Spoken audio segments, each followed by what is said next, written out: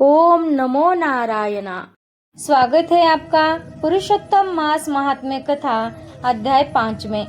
नारद जी बोले, हे महाभाग, हे तपोनिधे, इस प्रकार अधिमास के वचनों को सुनकर हरि ने चरणों के आगे पड़े हुए अधिमास से क्या कहा। श्री नारायण बोले, हे पाप रहित, हे नारद, जो हरि ने मलमास के प्रति कहा वह हम कहते हैं, सुनो। हे मुनि श्रेष्ठ, आप जो सत कथा हमसे पूछते हैं, आप धन्य हैं। श्री कृष्ण बोले, हे अर्जुन, वैकुंठ का वृत्तांत हम तुम्हारे सन्मुख कहते हैं, सुनो। मलमास के मूर्छित हो जाने पर हरि के नेत्र से संकेत पाए हुए गरुड़ मूर्छित मलमास को पंख से हवा करने लगे।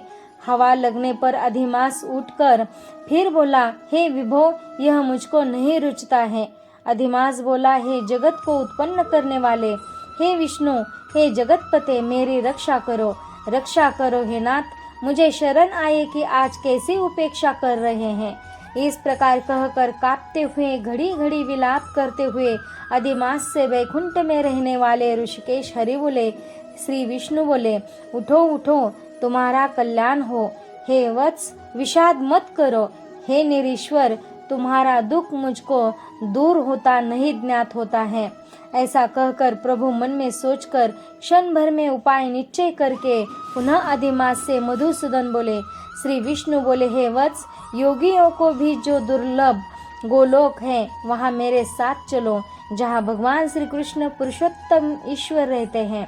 गोपियों के समुदाय के मध्य में स्थित दो भुजा वाले, मुरली को धारण किए हुए, नवीन मेघ के समान श्याम लाल, कमल के सदृश नेत्र वाले, शरद पूर्णिमा के चंद्रमा के समान अति सुंदर मुख वाले, करोड़ों कामदेव के लावण्य की मनोहर लीला के धाम, पीताम्बर धारण किए हुए, माला पहने वनमाला से विभूषित, उत्तम रत्नाभरण धारण किए हुए, प्रेम के भूषण, भक्तों के ऊपर दया करने वाले, चंदन चर्चित सर्वांग, कस्तूरी और केशर से युक्त, वक्षस्थल में श्रीवत्स चिन्ह से शोभित, कौस्तुभ मणि से विराजित, श्रेष्ठ से श्रेष्ठ रत्नों के सार से रचित किरीट वाले, कुंडलों से प्रकाशमान, रत्नोलंके सिंहासन पर बैठे हुए, पार्षदों से घिरे हुए, जो है वही पुराण पुरुषोत्तम पर ब्रह्म है।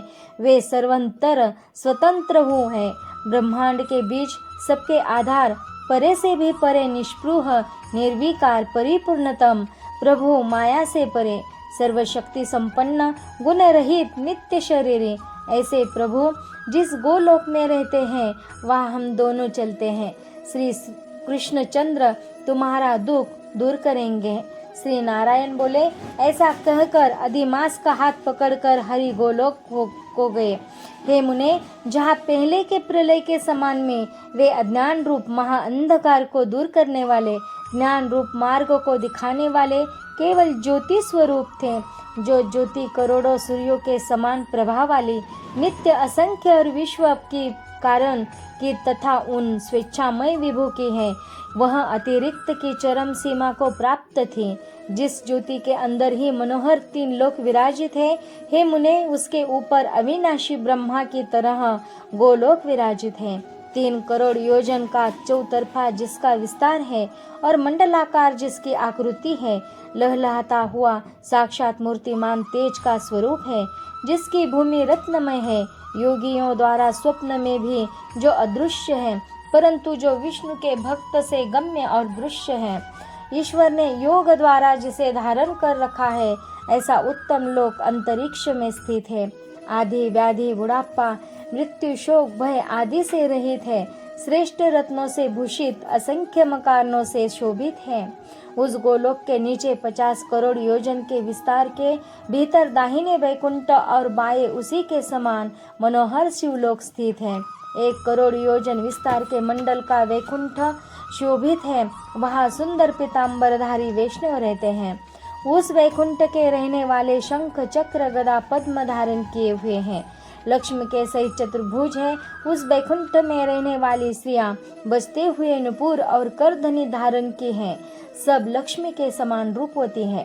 गोलोक के बाह्य तरफ जो शिवलोक है, उसका करोड़ योजन विस्तार है और वह प्रलय शून्य है। सृष्टि में पार्षदों से युक्त रहता है।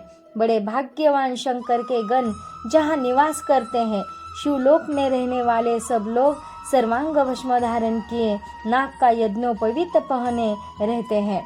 अर्धचंद्र जिनके मस्तक में शोभित है, त्रिशूल और पट्टिशधारी सब गंगा को धारण किए वीर है और सबके सब शंकर के समान जयशाली है। गोलोक के अंदर अति सुंदर एक ज्योति है। वह ज्योति परम आनंद को देने वाली और बराबर परमानंद का कारण है। योगी लोग बराबर योग द्वारा ज्ञान चक्षु से आनंदजनक निराकार और पर से भी पर उसी ज्योति का ध्यान करते हैं।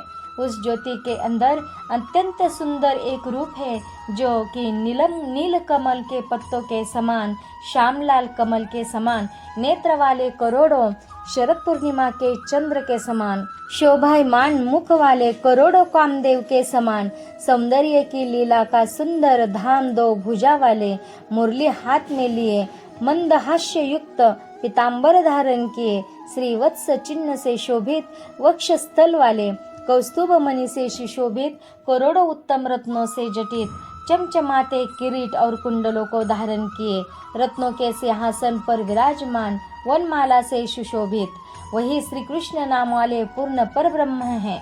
अपनी इच्छा से ही संसार को नचाने वाले, सबके मूल कारण, सबके आधार, पर से भी परे छोटी अवस्था वाले, निरंतर गोप वेश को धारण किए हुए, करोड़ों पूर्ण चंद्रों की शोभा से संयुक्त, भक्तों के ऊपर दया करने वाले, निष्पृह विकार रहित परिपूर्णतम स्वामी रास मंडप के बीच में बैठे हुए, शांत स्वरूप रास के स्वामी, मंगल स्वरूप मंगल करने के योग्य, समस्त मंगलों के मंगल, परमानंद के राजा, सत्य रूप, कभी भी नाश न होने वाले, विकार रहित, समस्त सिद्धों के स्वामी, संपूर्ण सिद्धि के स्वरूप, अशेष सिद्धियों के दाता, माया से रहित, ईश्वर, नर, गुण रहित, नित्य शरीरी, आदि पुरुष, अव्यक्त अनेक नाम हैं जिनके अनेकों द्वारा स्तुति किए जाने वाले, नित्य स्वतंत्र अद्वितीय शांत स्वरूप, भक्तों को शांति देने में परायण, ऐसे परमात्मा के स्वरूप को शांति प्रिय, शांत और शांति परायण जो विष्णु भक्त हैं वे ध्यान करते हैं। इस प्रकार के स्वरूप वाले भगवान कहे जाने वाले वही एक आनंद कंद श्री कृष्ण चंद्र है। श्री नारायण बोले, ऐसा कहकर भगवान सत्व स्वरूप विष्णु अधिमास को साथ लेकर शीघ्र ही पर ब्रह्म युक्त गोलोक में पहुँचे।